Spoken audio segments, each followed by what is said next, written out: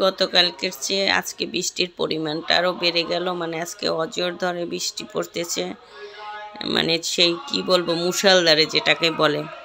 একটু ব্যালকনিতে এসে দাঁড়ালাম, আমাদের এই ব্যালকনিতে আবার জল আসে না।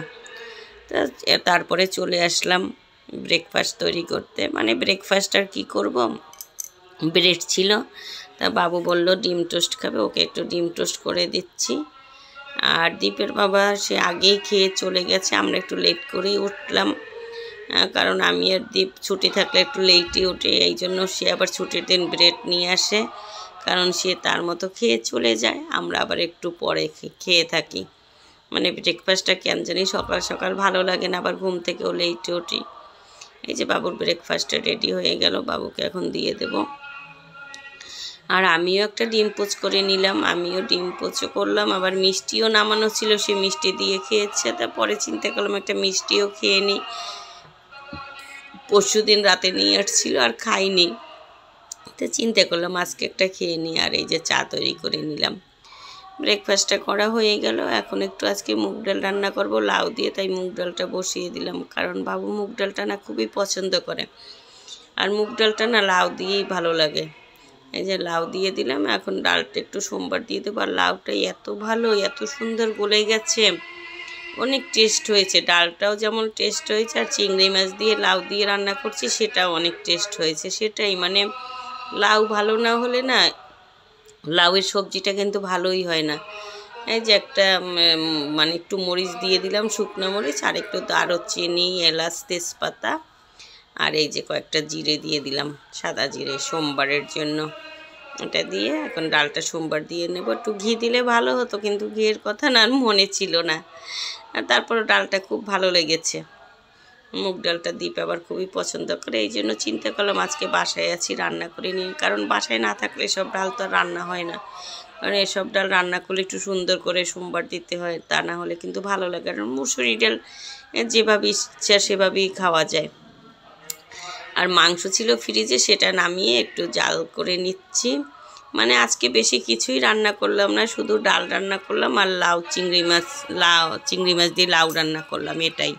কারণ মাংস অনেকগুলোই ছিল, তা মনে করলাম যে আজকে এটা যেহেতু শুক্রবার রান্না করছি, যে আজকে স্কুল আজকে খাবো, পরে চিন্তা করলাম, পরে দীপের বাবা বলল না এতদিন রাখলে রেখে ফ্রিজে রেখে খাওয়াটা ঠিক না, সে ফ্রিজের খাবার এমনিতেই পছন্দ করে না।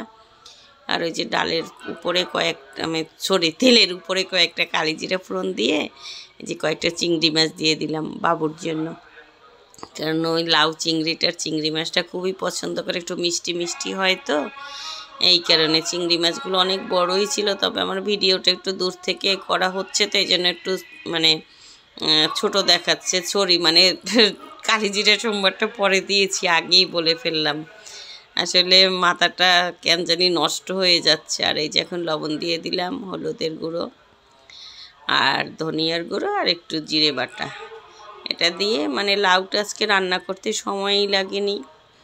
ইচ্ছে করলে আরও কিছু রান্না করা যেত, মানে ঢেঁড়সও ছিল, বাসায় অনেক সবজি ছিল, আর এখন একটু কাঁচামরিচ দিয়ে দিলাম, কিন্তু পরে ইচ্ছে করে রান্না করলাম না, কারণ আমাদের বাসায় না খাবারের লোক খুবই কম, সামান্য একটু ঢেকে দিলাম, তবে এইটুক না ঢাকলেও হতো, কারণ লাউটা খুবই ভালো ছিল। এই যে এখন একেবারে কমে গেছে, আর একটু কষিয়ে তারপর একটু জল দিয়ে দেব। এই যে চিংড়ি মাছটাও দিয়ে দিলাম, জলও দিয়ে দেব, লাউটা প্রায় সিদ্ধ হয়েই গেছে, আর একটু জল দিয়ে দিলাম।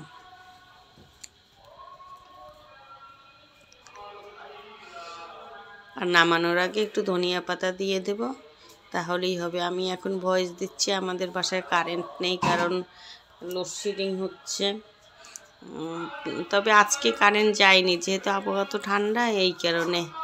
এই যে আমার লাউটা হয়ে গেল, এখন একটু মানে ধনিয়া পাতা দিয়ে দেব, তাহলেই আমার লাউটাও হয়ে যাবে। আজকের মতো রান্নাবান্না কমপ্লিট, তারপরে খাওয়া দাওয়ার পালা। আর আজকে চিন্তা করলাম যে বিকেলে আর কিছুই করব না, কারণ বিকেলে ম্যাক্সিমাম দিনই বাবুর জন্য ডিম ভাজি করতে হয়, আজকে আর ইচ্ছে করলো না, তো বললাম দুপুরে মাংস খাবার, রাতে চিংড়ি মাছ খাবার, তাহলেই হয়ে যাবে। এই যে হয়ে গেল, এখন আমরা সবাই লাঞ্চ করব, যা যা রান্না করলাম সেটাই তোমাদের সাথে একটু শেয়ার করতেছি।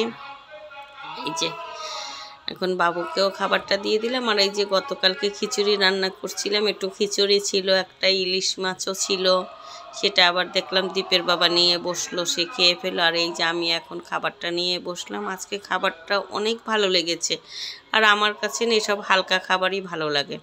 তাহলে আজকের ব্লগটা এখানেই শেষ করলাম, বাই।